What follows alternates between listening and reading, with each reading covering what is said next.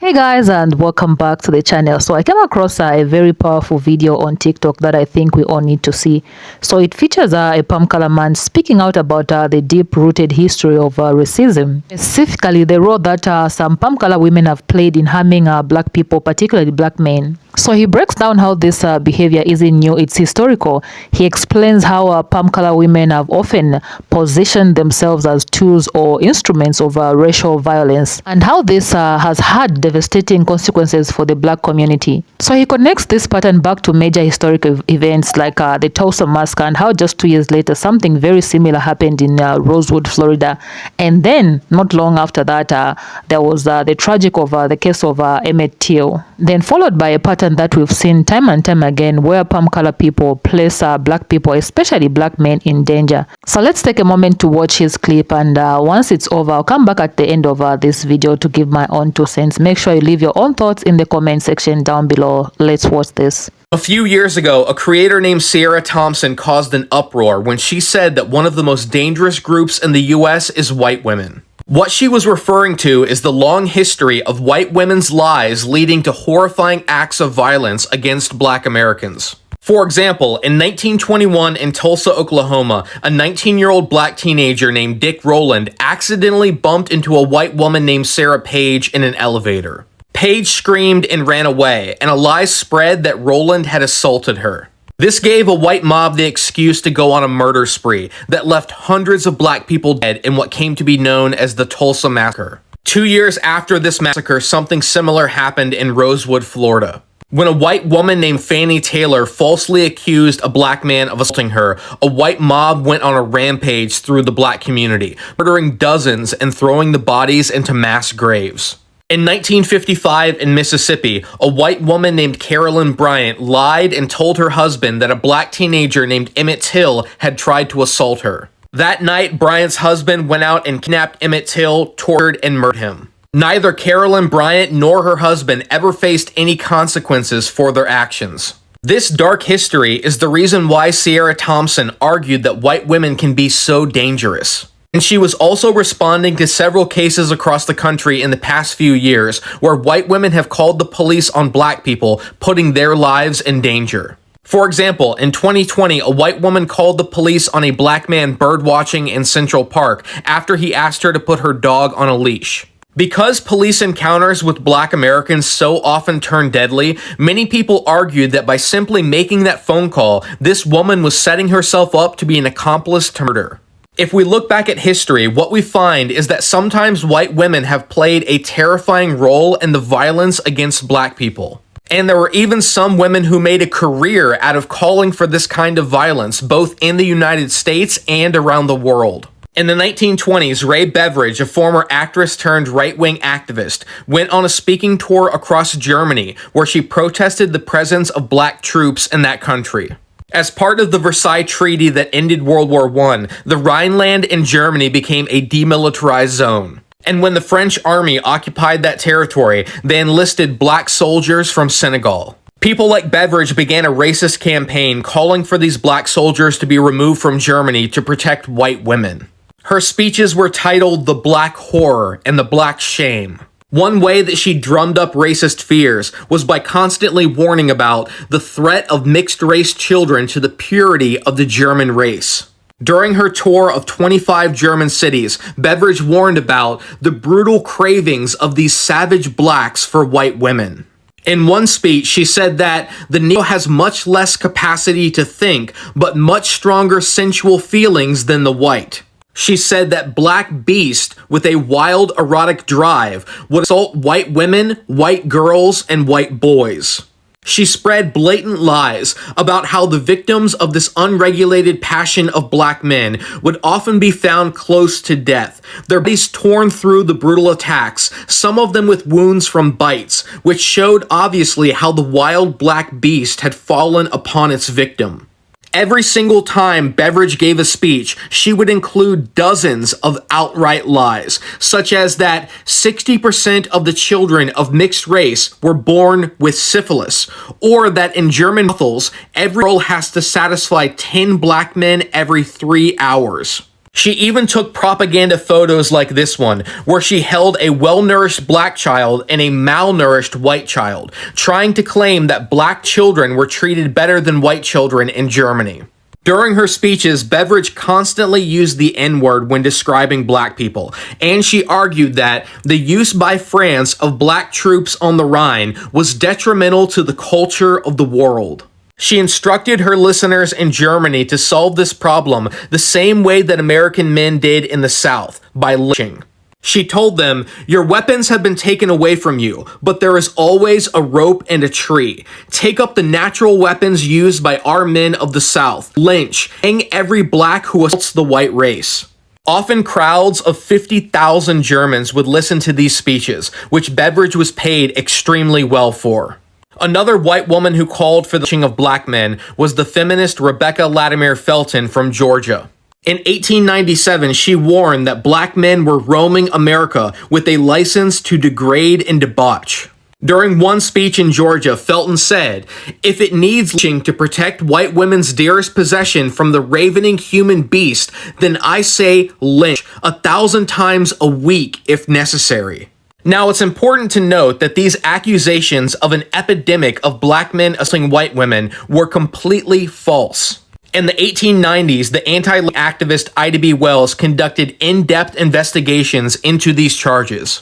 She found that in a majority of lynchings, the accusations of black men assaulting white women were false and were only invented later as an excuse to justify this racist violence. The fact that white women played a key role in racism and white supremacy should come as no surprise. From the moment that enslaved Africans arrived in the Americas, white women were critical to the maintenance of slavery and white supremacy.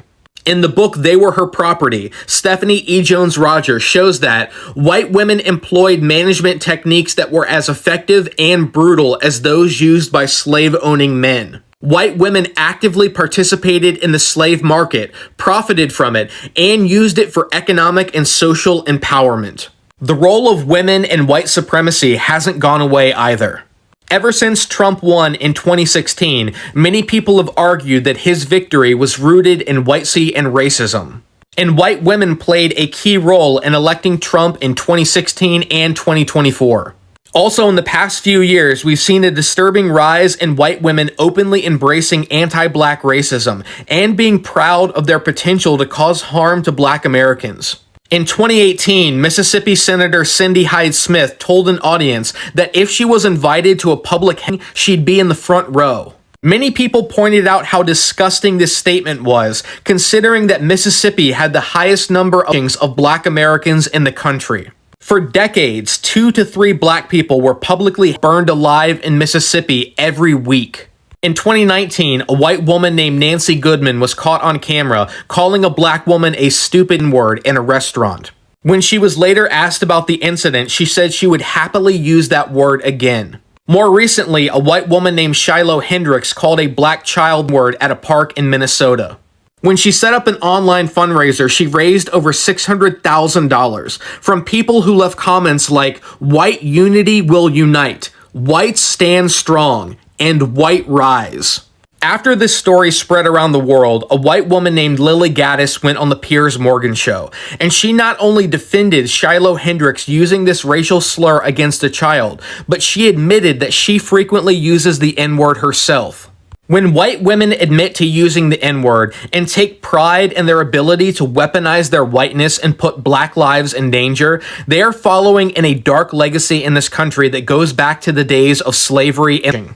That's why it's been so disheartening to see some white women come on this app and talk about how they have black fatigue. Whenever any white person uses this phrase, we all know what they're really saying. Black fatigue is just another way of saying the N-word. And we've seen this kind of rebranding before. We saw how in the early 2000s, white people started using the word thug instead of N-word. We've seen how they used the term alt-right when they were really describing the same white supremacy this country has always dealt with. What's so troubling about this conversation around black fatigue is that it fits into a trend of white women gaining influence by using racist dog whistles. When people like Ray Beveridge spread her hatred in the 1920s, she reached thousands of people. Thanks to social media, the Ray Beverages of today can spread their hate to millions.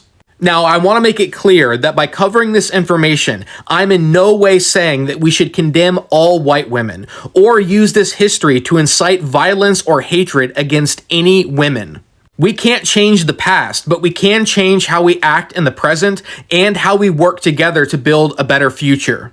We have to stand up and condemn racism whenever we see it, no matter who it comes from. Because the only real fatigue comes from living in a country that is still poisoned by racism and division. The only way to move forward is united as one.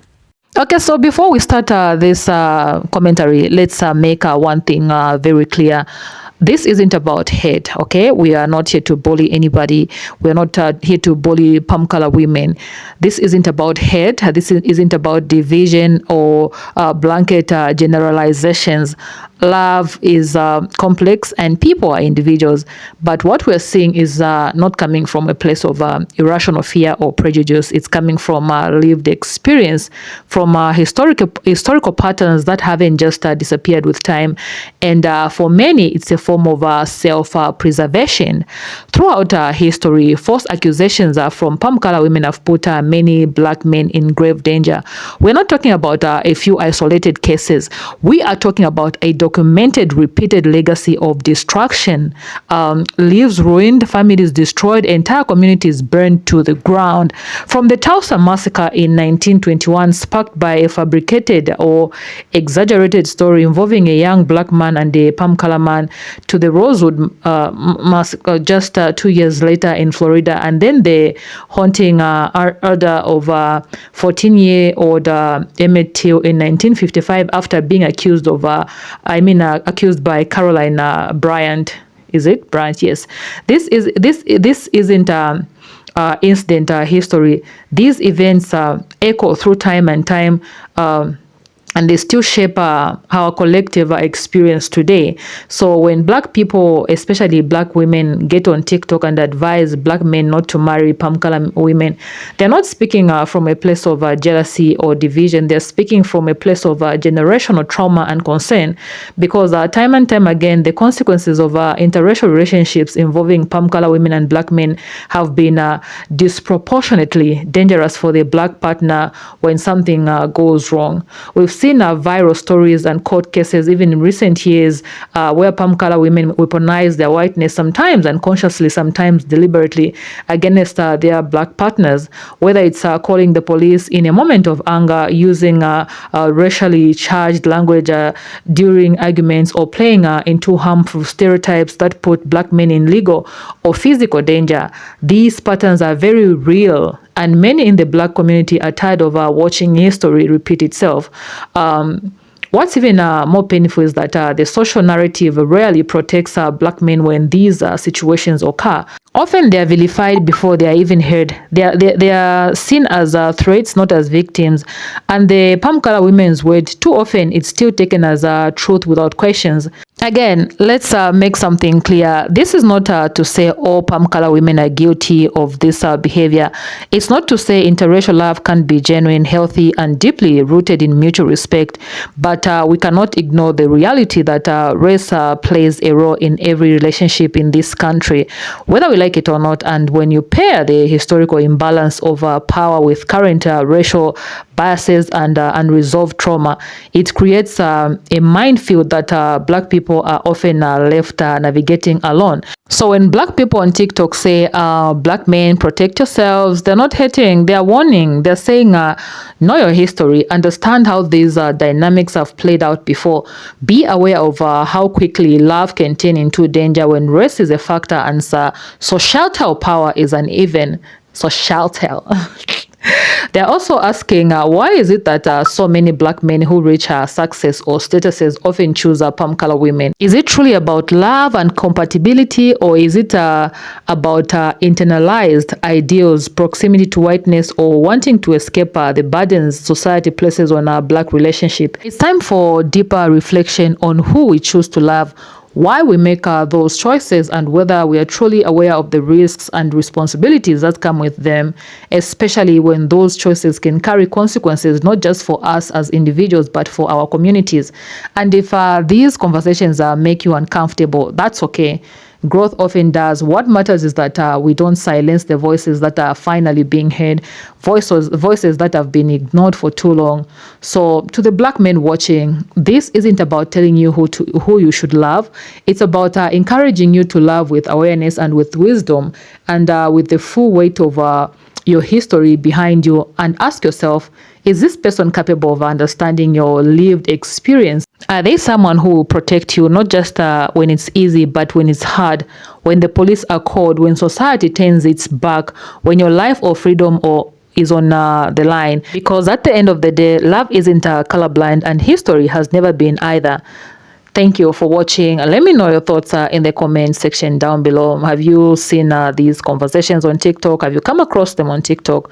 Do you think there is truth to the warning, or do you feel like love should remain love and above these kinds of discussions? I would love to hear your perspective. I would love to hear your thoughts. I would love to know what you think about this video in the comment section down below. Please remember that on this channel, we don't support bullying. We are just here for educational purposes. So be mindful of the comments that you're leaving in the comment section down below, because you don't want YouTube to flag out your comments. I will definitely see you in my next video. If you have not subscribed to this channel, please go ahead, make sure you subscribe, like this video, share this video, and I'll definitely see you in my next video. Please stay peaceful.